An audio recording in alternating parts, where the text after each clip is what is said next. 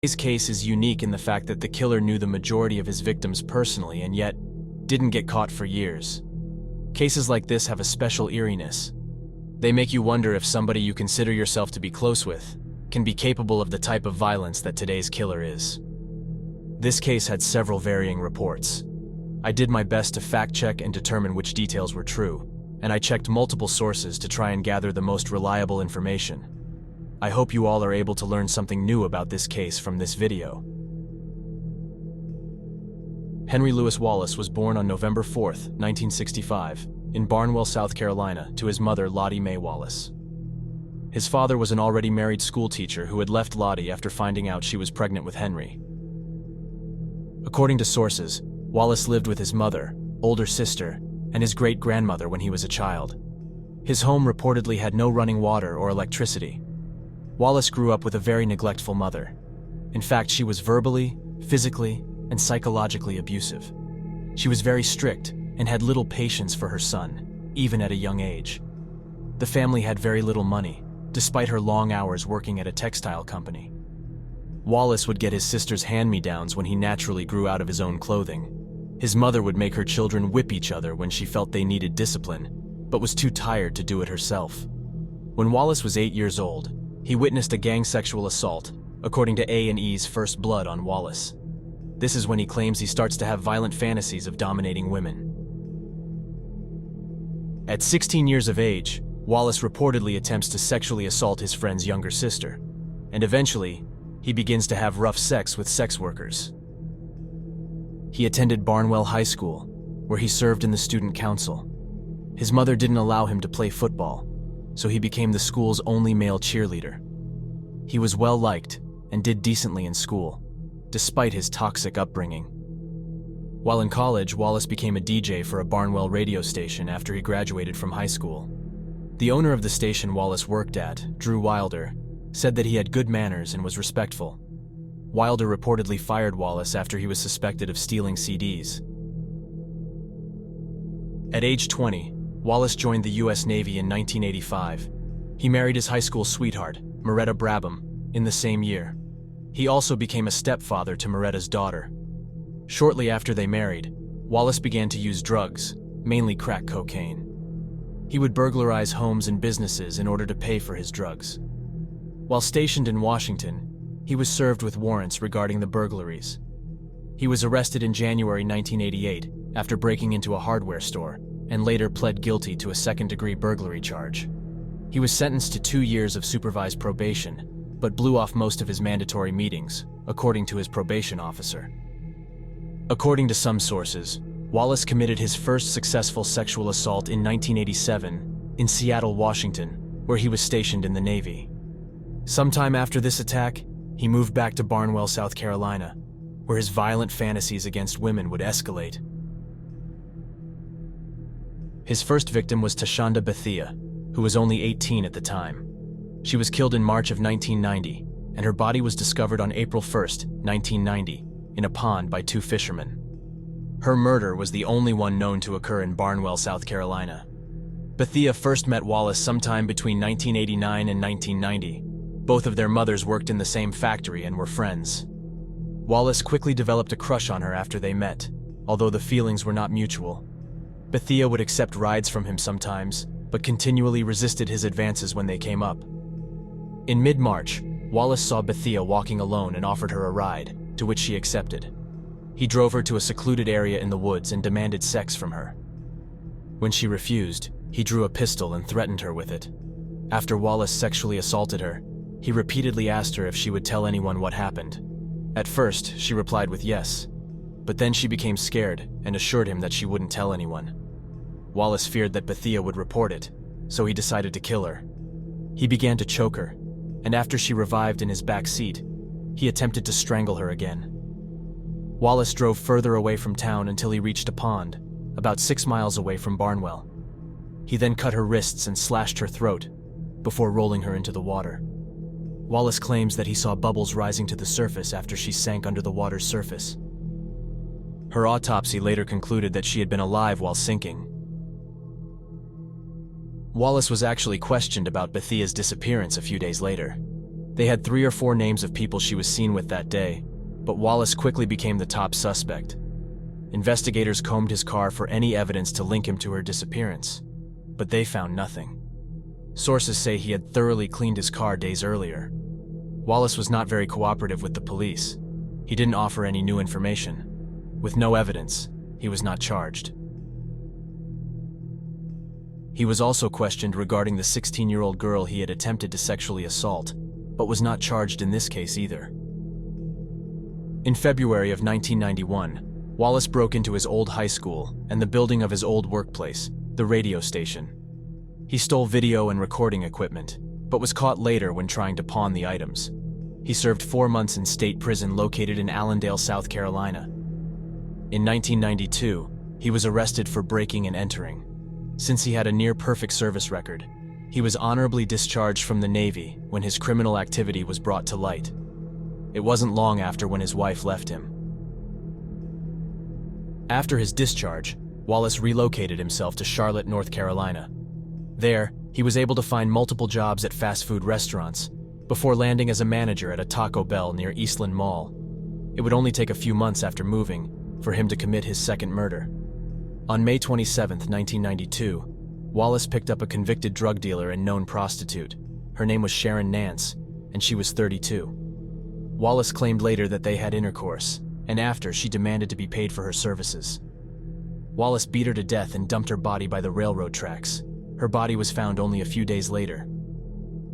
His first 2 murders were committed a few years apart, but from here forward, Wallace escalated his violence and significantly reduced the time of wait between each attack. His next victim would be 20-year-old Caroline Love. Love was a friend of Wallace's current girlfriend, Sadie McKnight, at the time, and the two of them also shared an apartment. On the night of June 15, 1992, Love finished her shift at the local Bojangles restaurant. Before leaving, she bought a roll of quarters from the night manager and mentioned they were going to be used for her laundry. She was picked up while walking home by her cousin, who gave her a ride to her apartment. Several days later, her employer notified her sister, Kathy, that she had not shown up to work for a few days. Her sister went to her apartment to search for her, but there was no sign of Love. Kathy, McKnight, and Wallace himself all went to the police station together to report Love missing. Police spoke to her manager at Bojangles and searched her apartment. They found that her bedsheet was missing and not in the hamper, which was still full. She had obviously not done her laundry like planned, and they determined that the roll of quarters was missing. Love was unfortunately not found as a result of this search. Her fate became a mystery. Later, on March 13, 1994, almost 2 years later, Wallace confessed to murdering Love. He admitted to making a copy of his girlfriend, McKnight's house key to gain access to their apartment while they were both gone. According to Wallace, after hearing Love enter the apartment, he called out from the bathroom to let her know he was about to leave. Instead of leaving, however, he went into the living room, where Love was watching TV, and he kissed her on the cheek. Love promised not to tell his girlfriend, as long as it didn't happen again. Wallace then put Love into something similar to a chokehold. He maintained the hold through Love's struggle to get free. She scratched him on his arms and face, trying desperately to get out of his grasp. Love soon passed out, and Wallace brought her to her bedroom and proceeded to undress her and sexually assault her. She began to regain consciousness during the assault, which prompted Wallace to place her in the chokehold again. She was strangled to death after the assault. He proceeded to confess that he wrapped Love's body in a bedsheet and placed her body into a large orange trash bag. He then put some of her clothing into a separate trash bag, hopeful to make it look like she left voluntarily. He admitted to also taking the roll of quarters she had bought earlier that night. He stated to police that he dumped the trash bag containing her body in a wooded area. The next day, Wallace returned to the location and removed her body from the trash bag. Due to the bright orange color of the bag, Wallace was worried that it might stick out and be seen from the road. He then took her body to a ravine and dumped it there. 8 months later, in February 1993, Shauna Hawk was living with her mother, Sylvia Denise D. Sumter, in Charlotte.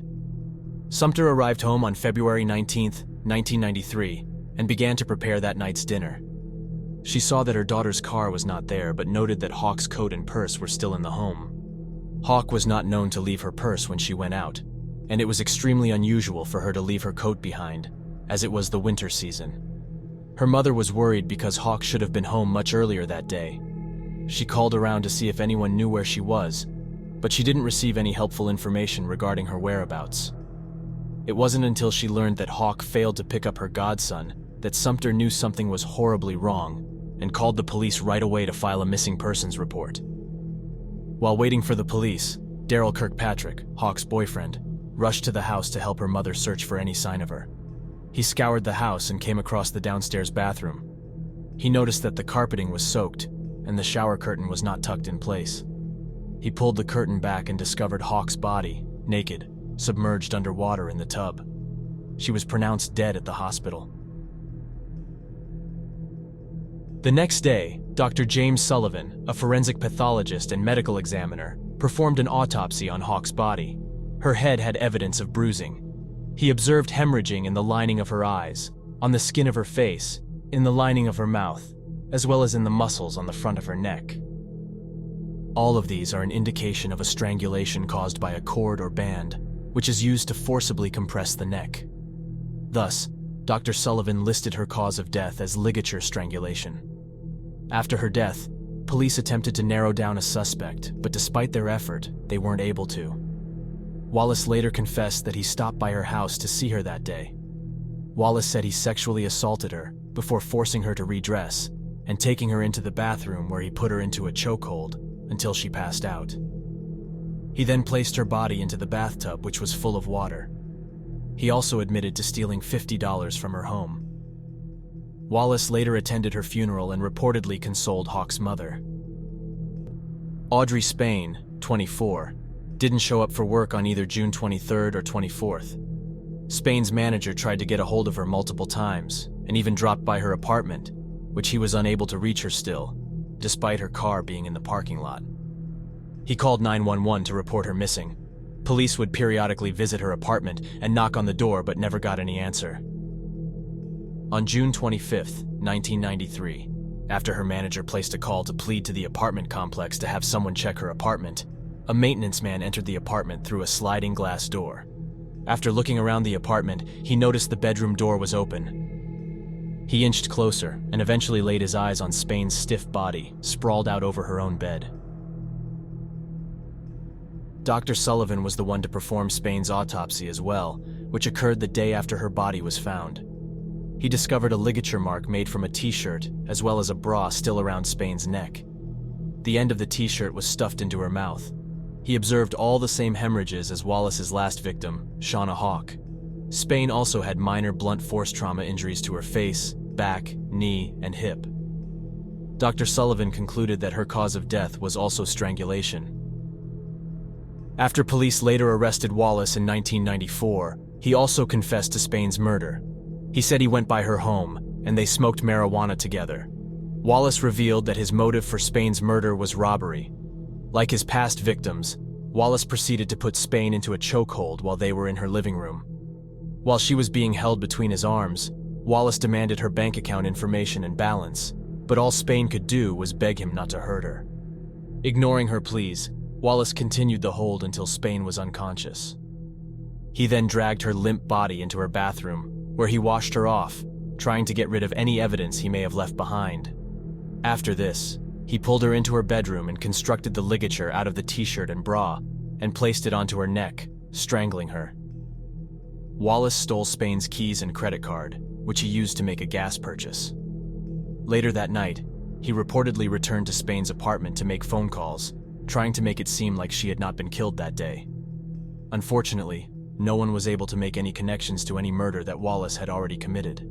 Even though Hawk's and Spain's murder were not committed very long apart and boasted similar characteristics, police hadn't linked them together yet. Life went on, as police were forced to take on other crimes that were being committed all over Charlotte that summer. Later the same year, in August 1993, Wallace would continue his wrath. Valencia Jumper was an ambitious senior at Johnson C. Smith University in Charlotte and was studying political science. In addition to being in school, she also worked two jobs, one being at a Food Lion grocery store and the other being at Hecht's, a clothing store in the South Park Mall. On August 9, 1993, Jumper's friend, Zachary Douglas, spoke with her on the phone, making plans to meet up later that night. When Douglas arrived at Jumper's apartment that night, into the early morning hours of the 10th, he noticed smoke coming from her apartment. Douglas attempted to enter the apartment through an unlocked door, but the smoke was too thick. After he alerted a neighbor, the fire department was called. Firefighters entered the apartment and made their way to the kitchen. They discovered that a burner had been left on. Based on the evidence they gathered, the investigators determined that the fire had originated from a pot that must have been left burning on the stove. Firefighters went on to find Jumper's body in the bedroom of her apartment, and her body had been completely charred. It appeared that Jumper may have fallen asleep while cooking. The coroner examined her body and came to the conclusion that she had died of, quote, thermal burns. It's not surprising that nobody noticed the connection to the other murders at this point. Jumper's murder was so different from the others. It wouldn't be until later, when Wallace was apprehended, that her case would be re-examined. The coroner changed the cause of death to strangulation after his confession in 1994. Wallace admitted to killing Jumper in his later interrogation with police. He mentioned that he and Jumper were very close, as she was almost like a younger sister to him. He went over to her apartment that day to hang out with her, and left a while after. Later that night, he returned to Jumper's apartment, asking her to call his girlfriend McKnight, because they had gotten into an argument. Jumper reached for her phone, and Wallace pounced on her, putting her into the chokehold that his previous victims were subjected to. He then confessed to sexually assaulting her, and ultimately used a towel to choke her until she was unconscious. She then started to bleed from the nose, so Wallace kept the pressure on the towel until her pulse faded. Then, he mentioned wiping his fingerprints off of any items or areas he may have touched. Wallace made his way into the kitchen, where he found a bottle of rum. He brought it to the bedroom and poured it onto Jumper's body, along with her bed and the floor nearby. He then opened a can of beans, put the contents into a pot, and turned the stove on high. After disabling the smoke detectors, he lit a match and threw it onto Jumper's body, which was still soaked in rum. Wallace left the scene, but returned about 20 minutes later, presumably to make sure the fire was successful. He saw smoke flooding out of the door, so he promptly left and returned home. He also had taken some jewelry from Jumper's body and pawned it. A little over a month later, on September 15, 1993, Michelle Stinson, who was 20, got a visitor at her apartment in Charlotte, where she lived with her 2 young sons. Her friend James Mays stopped by the apartment during the day and knocked on her door, but no one came to answer it. Mays heard the sound of knocking on the windows. It was Stinson's 2 sons, telling Mays that their mother was asleep on the kitchen floor. The oldest of the 2 children came out of their back door, and Mays brought him back inside. When they got inside, Mays found Stinson laying on the kitchen floor, with a pool of blood surrounding her. He rushed to the phone, but realized that the cord was disconnected from the wall. He quickly took both children to a neighbor's house and called 911 from there. During Stinson's autopsy, also performed by Dr. Sullivan the next day, he discovered 4 stab wounds to the left side of her back. 2 of the 4 stab wounds were potentially fatal, as they caused injury to both the heart and the lungs. Dr. Sullivan also noticed the same hemorrhaging in the skin, as well as on the neck, as well as abrasions and contusions across the front of Stinson's neck. He determined that her cause of death was ultimately the stab wounds, but the strangulation was a contributing factor. The stab wounds were different to Wallace's usual method. Up until this murder, he had not stabbed anyone. This also made it difficult for police to link cases together. Wallace tells police later that he stopped by her house around 11 p.m. with the intention to sexually assault and murder her. When he was getting ready to leave, Stinson got up to hug him. Wallace, at this point, tells Stinson that he wanted to have sex with her, and he wanted her to get undressed, to which she refused. Wallace then choked her until she agreed to have sex with him. He claims that they had intercourse on the kitchen floor, and afterward, Wallace put her into his signature chokehold until she passed out. He then strangled her with a towel. Stinson at some point begins to gasp for air, and that's when Wallace stabbed her 4 times in the side of her back. According to most, but not all sources, her oldest son, who was 3, was present when Wallace strangled and stabbed her. Attempting to cover evidence again, he wiped down all surfaces he thought he may have touched. before leaving out of the back door using a towel to avoid leaving fingerprints behind. On his way off of the property, he threw the knife and towel over a fence near the back of Stinson's apartment. The black community in the area the murders were taking place began to notice a pattern. There were claims that law enforcement was not treating each of these cases as importantly as they should be. To some, it was blatantly obvious that somebody out there was getting a kick out of sexually assaulting and strangling women, and it was all the work of one individual. An emergency press conference was held, and the authorities assured the people that investigations would continue and they would produce results shortly. Homicide Detective Sergeant Gary McFadden, who was newly appointed lead investigator just hours before the press conference, suddenly found himself in the midst of battle.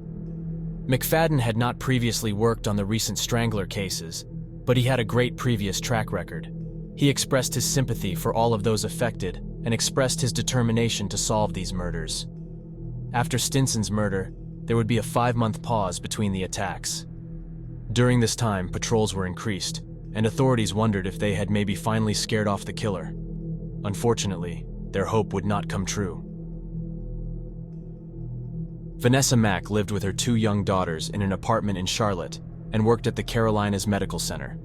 On the day of February 20th, 1994, her eldest daughter's grandmother, Barbara Rippey, went to Mack's apartment to pick up Mack's youngest daughter. Rippey would normally do this every Sunday morning so that Mack could go to work.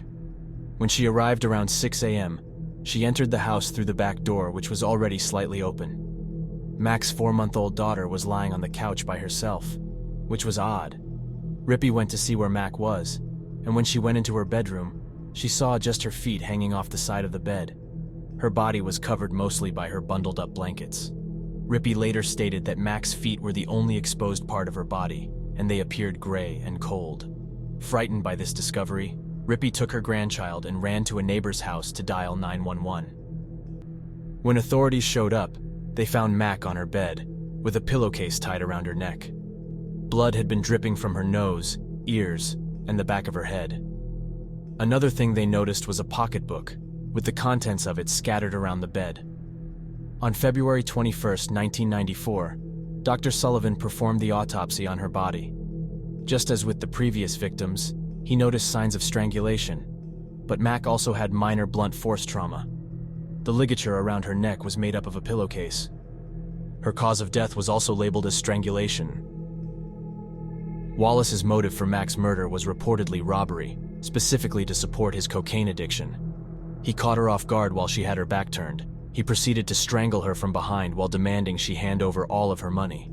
He also forced her to give him her ATM card and her PIN. Mack complied and was subsequently sexually assaulted, and afterwards she was forced to redress before killing her. Wallace then stayed until her baby fell asleep.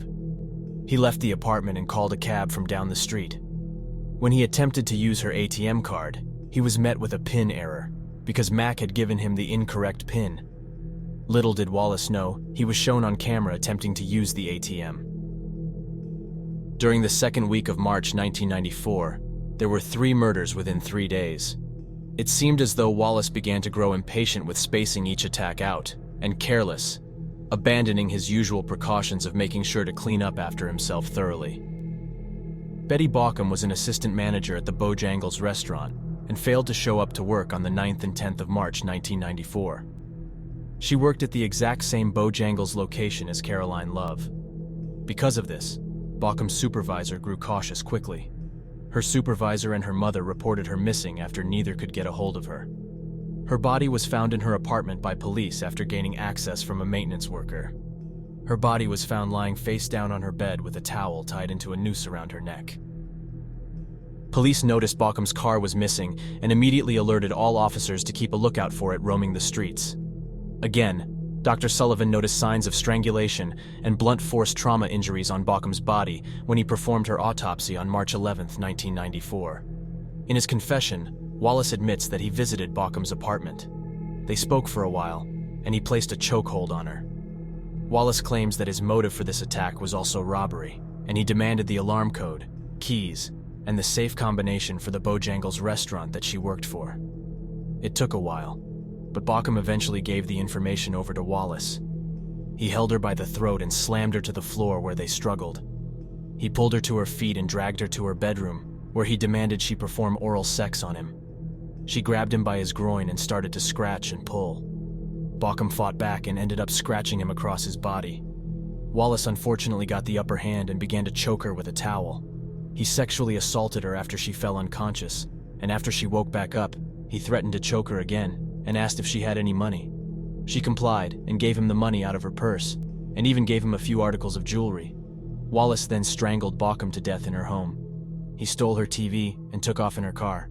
He used the money from selling the TV to buy drugs. He eventually returned to her apartment to make sure she was dead, but also to steal more valuables to sell. He used a wet cloth to wipe down the doorknobs, her phone, and some walls that they had struggled against. He kept her car for nearly 2 days, but grew anxious that the police were following him, so he left her car in a parking lot to a shopping center. Before leaving, he wiped the interior down as well as most of the exterior. He forgot to wipe a crucial area though, and that area was the lid to the trunk. While still investigating Baucom's death, police were summoned to a nearby apartment, located within the same complex as Baucom's apartment. Brandy Henderson lived with her boyfriend, Verness Lamar Woods, and their 10-month-old son in an apartment.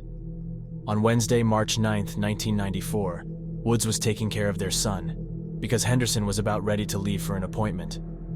When she stepped out of the door, Wallace appeared to tell her he was leaving town. He left after only a few minutes. Henderson returned home around 5 p.m., and this was when her boyfriend, Woods, departed for work. Their apartment was clean and neat, and their front door was locked. However, when Woods returned home from work around midnight to find that the front door was no longer locked, as he entered the apartment, he stumbled into a massive mess. Items were strewn about, and items were also missing from the home. Woods rushed in to locate his family, and he found his son in his room actively gasping for air. There was a white item coming out of his mouth, and he also had a pair of his shorts tied tightly around his neck. After Woods helped his son, he looked to Henderson, who was lying face down on the bed, and Woods desperately tried to untie the cloth that was tied to her neck. Her face was already blue, but Woods did not give up. When he was able to remove the ligature, he then dialed 911. He administered CPR, instructions given to him by the 911 operator, but was ultimately unsuccessful. Unfortunately, when police officers arrived, Henderson was found already dead. Their son was rushed to the hospital. Henderson's autopsy was no different than the other victims.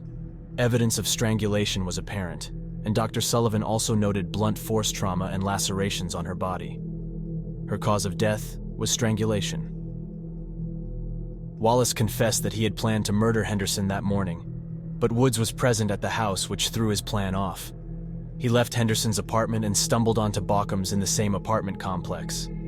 He then went on to murder Baucom, but returned to Henderson's apartment later the same night, when he knew her boyfriend would be gone. He used his usual method of talking to catch Henderson off guard, choking her from behind.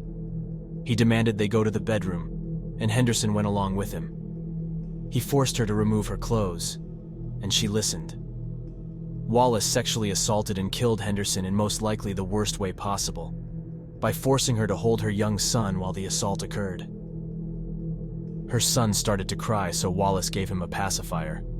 The crying continued, and after a while of trying to get the young boy to stop, Wallace decided the best thing to do was just to tie a towel tightly around the boy's neck. Wallace left him to lay next to his dead mother.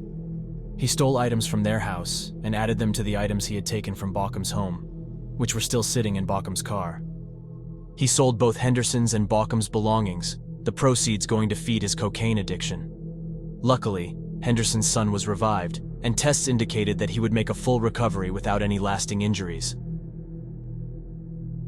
Investigators obviously made the connection between the Baucom and Henderson murders. They also started to see the similarities from Mac's murder. On March 10, 1994, police held a meeting to discuss any other cases that may be connected. Investigators began to speak with each suspected victim's family individually. They found that most of the victims did not personally know one another, although many did cross paths at one point or another. Investigators asked the victims' family members to compile a list of anyone they thought the victims would have allowed into their apartment willingly. To their shock, one name was found on most, if not all, of the lists. The name was Henry Louis Wallace. He was now declared as a suspect. They discovered that each victim they suspected of being connected had a strong link to Wallace. Both Shauna Hawk and Audrey Spain were at one point working at the same Taco Bell under the same manager, Henry Wallace. Valencia Jumper was a good friend of Wallace's sister, Yvonne. Michelle Stinson would frequently eat at the Taco Bell Wallace worked at, often chatting with him. Vanessa Mack was one of Wallace's co-workers' sisters. Betty Baucom was friends with his girlfriend, Sadie McKnight. And lastly, Brandy Henderson was the girlfriend to one of Wallace's friends, Vernice Woods. On March 11, 1994, police located Baucom's abandoned vehicle in the parking lot where it was left. They found a palm print on the trunk lid, where Wallace had forgotten to wipe it down. After comparing this print to Wallace's print, it came back as a match. When looking at his mugshot, police realized he was wearing a cross-shaped earring, similar to the one the man caught on camera using Mac's ATM card was wearing. Their search for Wallace was now at full force. They staked out his apartment throughout the evening of March 11, 1994, as well as the following day of the 12th. But Wallace was not apprehended. Despite the police making Wallace their prime suspect in the days prior, he would go on to claim another victim. Deborah Slaughter, who was also a known friend of Wallace, lived alone in Charlotte. On March 12, 1994, her mother, Lovey Slaughter, arrived at her daughter's apartment to return a picture she had taken a few days prior. Lovey believed her daughter was at work, so she already planned to let herself in. Strangely, when she went to unlock the door, she discovered that it wasn't locked at all. Immediately after entering her daughter's apartment, she saw Slaughter lying motionless on the floor. Lovey dialed 911. When officers arrived, they found Slaughter lying face up on the floor. The contents of her purse were scattered across the room. Again, another victim had a towel wrapped around their neck. Slaughter also had multiple puncture wounds on her upper body. Dr. Sullivan was the one to perform Slaughter's autopsy. He found the usual ligature marks, evidence of blunt force trauma and strangulation, but something that hadn't been seen in any other victim was a sock stuffed into her mouth. Slaughter's body had a staggering 38 stab wounds to the chest and abdomen, 15 of which could have proven fatal by themselves. Wallace claims that he went to Slaughter's apartment to use drugs with her. She told him that she was unable to buy any drugs because her money had to last until the next week. Wallace asked for a drink, and when her back was turned, he began to strangle her with a towel. Wallace stated that Slaughter realized at that moment that he was the perpetrator of the previous 2 murders that happened in a nearby apartment complex. When she refused to perform sexual acts on him, he sexually assaulted her. He then demanded all of her money. Wallace was aware that Slaughter kept a knife in her purse, so he made sure to have her empty the contents first and kicked the knife away from her when it fell to the floor. Slaughter then hit him in the face and began screaming for someone to call 911. Wallace was able to gain control back and began to strangle her again, knocking her to the floor in the process. He needed to sit on her legs because she started to kick the floor, attempting to alarm her downstairs neighbor. He grabbed the knife that had come out of her purse and stabbed her repeatedly. After the attack, Wallace cleaned the knife, wiping any fingerprints he had left behind. He then placed the knife back with the rest of her purse's contents on the ground. Wallace left the apartment and went to purchase cocaine with the money he had stolen from her. He then returned to her apartment to smoke it before leaving again. Wallace was tracked down to his friend's house and arrested the day after Slaughter's body was discovered, on March 13, 1994. He was initially arrested due to an outstanding warrant for larceny. During his questioning, police confronted Wallace with the evidence connecting him to the murders, including the photo of him using Mac's card at the ATM and the palm print found on the trunk of Baucom's car. Over the next several hours, Wallace confessed to all 10 murders that took place in Charlotte. Caroline Love, Shauna Hawk, Audrey Spain, Valencia Jumper, Michelle Stinson, Vanessa Mack, Betty Baucom, Brandy Henderson, and less than 24 hours before he was arrested, Deborah Slaughter. He also admitted to murdering a prostitute, whom he didn't know her name, which ended up being confirmed as Sharon Nance. After the initial interrogation, Wallace agreed to be taped as he led investigators through a graphic retelling of each of the murders. Wallace comprised a list of his victims for the police. The list contained every name except for Nance's, as Wallace had never known her name. He also led authorities to Love's body, who was still deemed a missing person. For 2 years, Wallace's trial would be delayed due to the choice of venue, DNA evidence collected from the crime scenes, and jury selection. In September 1996, the trial began. The prosecution was seeking the death penalty, while the defense was asking for a life sentence. Wallace did not testify at his trial, but his team presented evidence from 3 expert witnesses. The defense argued that Wallace was mentally ill and was unable to form the specific intent necessary to commit first-degree murder. They argued that the murders did not result from premeditation and deliberation. His childhood abuse was also brought up in court. Psychologist Faye Sultan testified that Wallace had been a victim of physical and mental abuse at the hands of his mother since birth, and that he had a mental illness at the time of the killings. Sultan argued for a life sentence without parole instead of a death penalty. On January 7, 1997, the jury found Wallace guilty of 9 counts of first-degree murder, each on the basis of malice, premeditation, and deliberation, and under the felony murder rule. In addition, the jury found Wallace guilty of 8 counts of first-degree rape, 1 count of second-degree rape, 2 counts of first-degree sexual offense, 2 counts of second-degree sexual offense, 1 count of assault with a deadly weapon, 1 count of assault on a child under the age of 12, and 5 counts of robbery with a dangerous weapon. He was not prosecuted for the murder of Tashonda Bethia, who he confessed to murdering in 1990 in Barnwell, South Carolina. The state also chose not to prosecute him for the murder of Nance with the other 9 North Carolina murders. On January 29, 1997, the trial court entered judgment in accordance with the recommendations and sentenced Wallace to 9 death sentences. In addition, the trial court sentenced Wallace for his other convictions. Following his sentencing, Wallace made a statement to his victims' families, quote, "None of these women, none of your daughters, mothers, sisters, or family members in any way deserved what they got. They did nothing to me that warranted their death," unquote. On June 5, 1998, Wallace went on to marry a former prison nurse, Rebecca Torrias. Since being sentenced to death in 1997, Wallace has made appeals to overturn the death sentences, making claims that his confessions were coerced and that his constitutional rights were violated in the process. The North Carolina Supreme Court upheld his sentences in 2000. His appeals to have his sentences overturned have since been rejected. Henry Louis Wallace is currently awaiting execution at Central Prison in Raleigh, North Carolina. 1993 was Charlotte's deadliest year, with 129 murders and countless other deaths resulting from the crack epidemic. Mecklenburg homicide detective Gary McFadden, who worked on the Wallace murders, says the investigation unit was severely understaffed. He explains that there were only 6 to 8 detectives in the unit, and they also worked on natural and accidental deaths, suicides, and missing persons in addition to murder cases. "We worked under very difficult conditions. We never had time to collaborate. We never had time to give cases a lot of attention," says McFadden. Many feel strongly that the race of Wallace's victims played a role in the slow investigation. "They don't give enough value to black women's lives. It just didn't matter to them," says Dee Sumter, Shauna Hawk's mother, who was murdered by Wallace in 1993. "They were overworked, unbeknownst to me underpaid, and they just didn't give a damn. All those factors were working together in concert." Many people believe that this case could have been solved much earlier, before most of the later victims were killed. After all, they all were committed in the same town, and all of the murders had striking similarities. All victims were strangled, which is a manner of death that is found in less than 10% of murders. Also, each crime scene showed no signs of forced entry, which points to the fact that the victims most likely knew their killer, which investigators later discovered was the case.